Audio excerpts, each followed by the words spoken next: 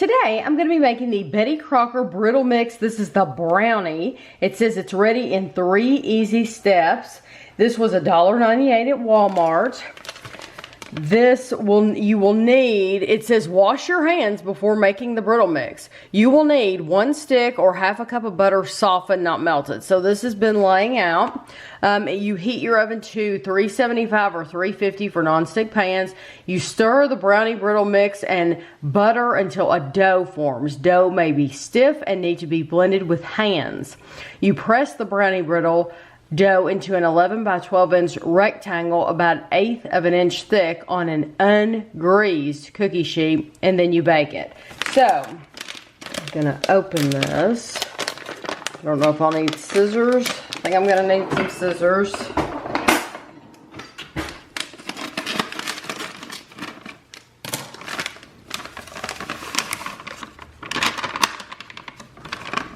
So someone was asking me, and I was wondering too, why do 2 of these Betty Crocker Brittle mixes need 1 stick of butter and the peanut brittle did not? And I think you're seeing that right here, is because this is like a traditional brownie mix. That's what this looks like. So I am going to take my spoon and just smash and smash and smash. You might have to get your hands in there. Yeah, I think I'm gonna work with my hands. Like this. Yeah. You know how I make the dough for a tart that makes the crumbly kind of dough? Yeah. I bet you that's what this is gonna be like. And I'll wear your hands out. It feels good. It feels like it's therapeutic. yeah, like kind playing in sand. That's what I was gonna say. It feels sandy, but you get the hunks of butter, so you can fill those with your fingers and kind of smash them. So I'm just gonna keep doing this until it's mixed in.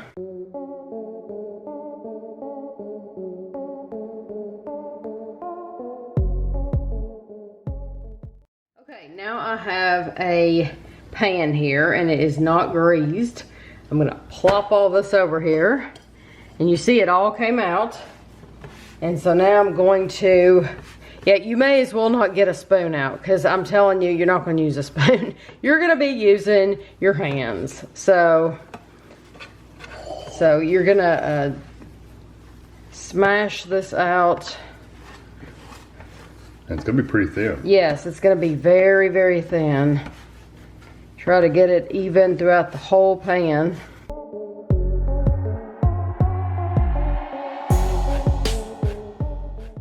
So now we're gonna put it in the oven. It says bake 10 to 13 minutes. So I will put it in there for 12 minutes and we'll be back. So this is how it looks straight from the oven. It is bubbling and molten hot. So what you wanna do is let it cool completely, about a half an hour, and we'll be back.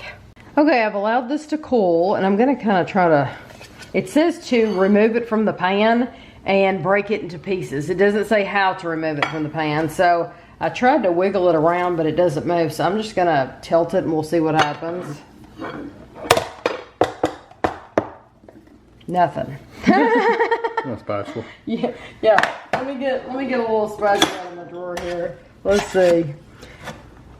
There you go. There we go. Okay, so this is how it looks. It looks like a very thin brownie.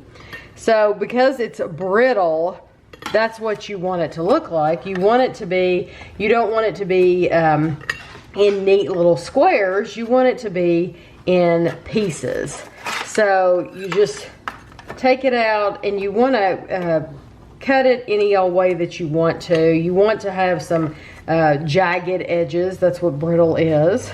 And so I'm just gonna, it's softer than I was expecting it to be. Yeah, it is. It's nice.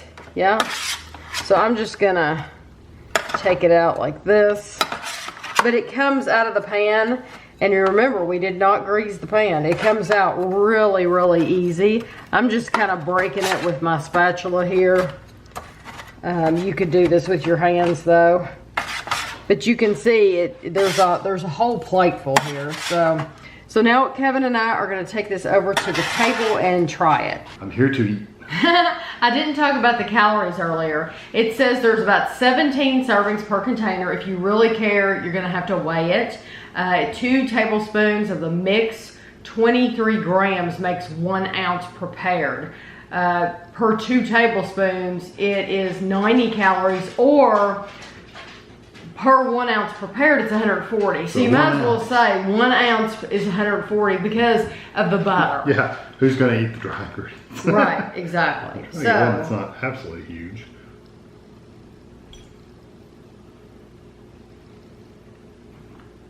That was different texture than I was expecting. Mm-hmm. That almost has the texture of brown sugar, like compressed. It's kind of got a graininess to it. I love the texture. It's different. Yeah, it's very big grains. Yes, it is like brown sugar, like sandy. It has that texture. It's not like, because some people will wonder, is this like the other brownie brittles that you buy? It's not, because those are, to me, they're very, very, very crispy. This is not like that. Yeah, the brownie brittles you buy are almost like peanut brittle. That's how brittle it is. They're very crisp. These are very soft. Like I said, like a crisp cookie. Literally, brown sugar is about the best comparison I can make to this. And it's delicious. I'm gonna say, what do you think about the flavor? I love the flavor. But you could keep picking and eat that entire plate. You could be sick, but you can do it. Oh, I could easily do that. It's very good. It's got a good sweetness to it. Just like with that peanut brittle yesterday that I made. What did I do? I kept picking and picking and picking at it. Because this is good. I like the chocolate flavor in these. It has a good chocolate flavor. It does remind you of a brownie. It's got a lot of sweetness to it, but yeah, it's just really good. Yes. I wish that was 1 serving, because that's awesome. It is very good. I like this just as much as the peanut that we reviewed yesterday. I like it actually better, but it's totally different. Yeah, it is. It really is terrific. Yeah. I like this. Absolutely. I like the texture better just because I like peanut brittle, but that crunch, I like this texture better than that really hard crunchy. It's so easy to eat. Oh yeah, it melts on your tongue really. And there's stuff to chew. There's a little texture, yeah. Really, really good. But when you're making it, like you saw, I wouldn't even get a spoon out. Yeah, there's no point in getting a spoon. So you're supposed to wait. Your butter, it says to let it sit out for 45 to 60 minutes. My butter had been out for probably 35 minutes.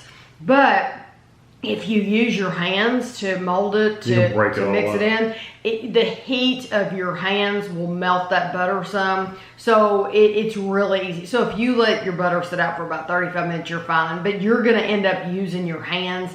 You're going to, even if you mixed it with a spoon, you're still going to want to use your fingers to get it in those corners of that pan. That's what they say, wash your hands. Yeah, so just plan on using your hands. Don't even dirty your spoon is what I'm saying. So this is absolutely worth buying. Yeah, this is 100% worth buying. Yes. So I hope you enjoyed the video, and thanks for watching.